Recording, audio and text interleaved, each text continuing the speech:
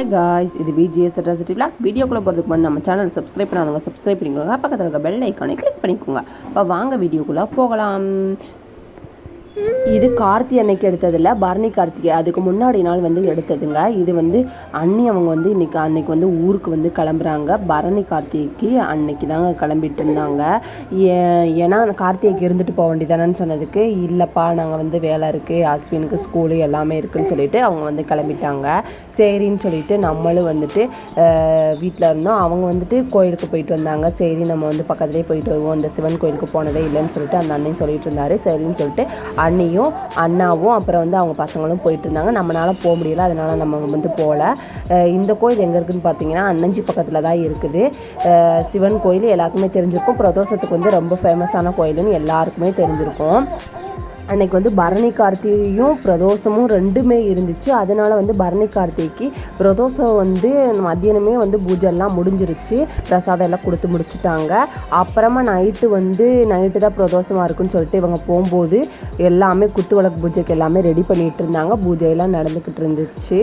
அது நம்மளுக்கு தெரியாது. அதனால் சும்மா போகலான்னு சொல்லிட்டு சாமியை மட்டும் கும்பிட்டு வந்துடுவோம் நம்ம அப்படின்னு சொல்லிட்டு தான் போயிட்டு இருந்தாங்க.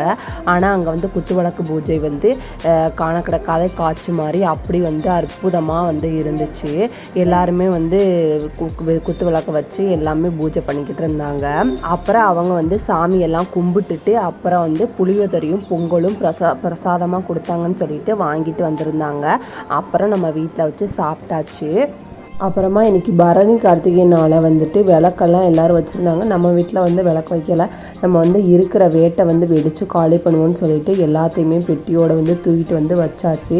அண்ணி தான் எல்லாத்துக்குமே பிடிச்சி கொடுத்துட்டு இருந்தாங்க. அப்புறம் அவங்களும் ஊருக்கு இன்றைக்கி கிளம்புறாங்க. அதான் கிளம்புனதுக்கப்புறமா உட்காந்து வெடிச்சிட்டு இருந்தோம். எல்லா வெடியையும் வெடிச்சிருவோம்னு சொல்லிட்டு இருந்துக்கிட்டே இருக்குவோம், பதத்து போயிடும் அப்படின்னு சொல்லிட்டு தான் எல்லாத்தையுமே வெடிச்சிட்டு இருந்தோம். வெடினாலே அஸ்வின் ரொம்ப ஹாப்பியாக இருக்கியான். வெடின்னு நான் வெடிக்கிறேன்னு சொல்லிட்டு. அது மாதிரி இந்த சுருளாக இருக்கும்ல, பொட்டு வெடின்னு சொல்லுவாங்களா, அந்த வெடியை வச்சு அதுக்கப்புறம் தீயை வச்சு பொருத்தி விட்டுருவோம், டம்முன்னு வெடிக்கட்டும் அப்படின்னு சொல்லிட்டு தான் அவங்க வச்சுட்டு இருந்தாங்க. அதுக்கப்புறம் அண்ணா ராக்கெட் எல்லாமே விடுறதுக்காண்டி ராக்கெட்லாம் வச்சுட்டு இருந்தார். ஒரு பாட்டிலில் வச்சு அப்புறம் விட்டுட்டு இருந்தார். அது எங்கிட்டோ பறந்துக்கிட்டு இருந்துச்சு. அதுக்கப்புறம் அஸ்வின் எல்லாத்தையுமே எடுத்து வச்சுட்டு இருந்தியான். வேட்டெல்லாம் எடுத்து வச்சு அப்புறம் எல்லாத்தையுமே கும்பலாக வச்சு வெடிச்சிட்டு இருந்தாங்க. எல்லாத்தையுமே அண்ணி பிடிச்சி கொடுத்துட்டு இருந்தாங்க. அப்புறம் கரிஷ்மாட்ட ஒன்று கொடுத்தாங்க. அப்புறம் அவளும் வெடிச்சுக்கிட்டு இருந்தான். இன்னும் கொஞ்சம் நேரத்தில் ஊருக்கு போகிறாங்கன்னே அவளுக்கு தெரியாது. நானும் தான் ஊருக்கு போகிறேன் அப்படின்னு சொல்லிகிட்டு இருந்தா கரிஷ்மா. அப்புறம் எல்லா வெடியுமே வெடிச்சிட்டு இருந்தோம். ஒன்றா சீனி வெடியும் ரொம்ப இருந்துச்சு. அதெல்லாம் நம்ம வெடிக்க முடியலை. அதை நம்ம வெடிக்கலை. அப்புறமா கரிஷ்மா பாருங்கள் எவ்வளோ அழகாக சுற்றிட்டு இருந்தான்னு சொல்லிட்டு. கார்த்திகை மாதம் எதுக்கு விளக்கு வைக்கிறாங்க அப்படின்னா, பனி அப்போ ஜாஸ்தியாக இருக்கும். அதனால வெப்பத்தை அது தரும்னு சொல்லிட்டு எல்லார் வீட்டிலையுமே விளக்கு வைக்கிறாங்க. உங்களுக்கு தெரிஞ்ச கமெண்ட்ஸை நீங்கள் சொல்லுங்கள்.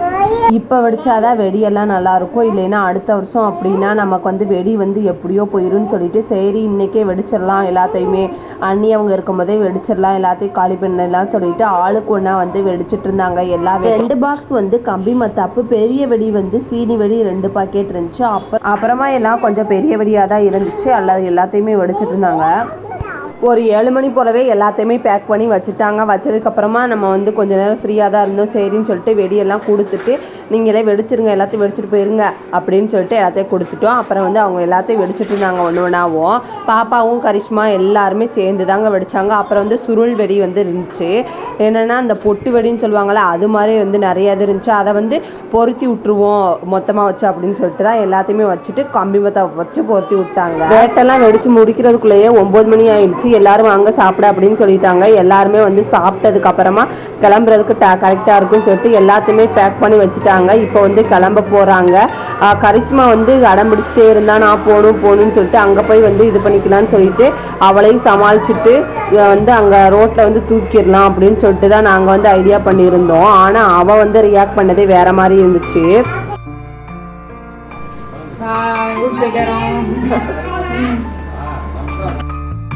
அப்புறமா இப்போ போயிடுவாங்கன்னு சொல்லிட்டு எல்லாருமே எமோஷ்னல் ஆக ஆரம்பிச்சுட்டு, ஆனால் கண்ட்ரோல் பண்ணிட்டு தான் இருந்தோம்.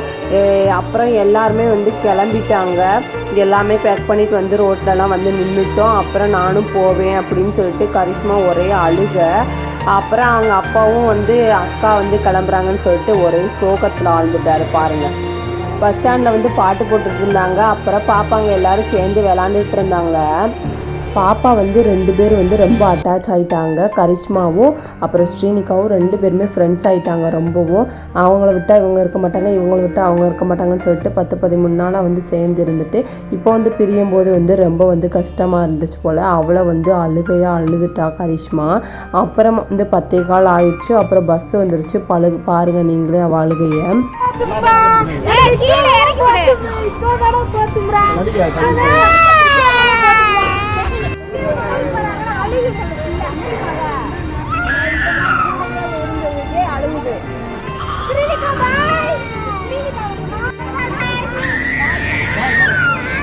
அப்புறமாவும் கரிஷ்மா பஸ் ஏறுற வரைக்கும் அழுதுகிட்டே தான் இருந்தால். அதுக்கப்புறமா வீட்டுக்கு வந்ததுக்கப்புறமா அழுதுகிட்டே இருந்தால். சரின்னு இவங்களை வந்து அனுப்பிவிட்டு அப்புறமா பார்த்துக்கலான்னு சொல்லிட்டு நம்ம வந்து சென்ட் ஆஃப் பண்ணி விட்டாச்சு.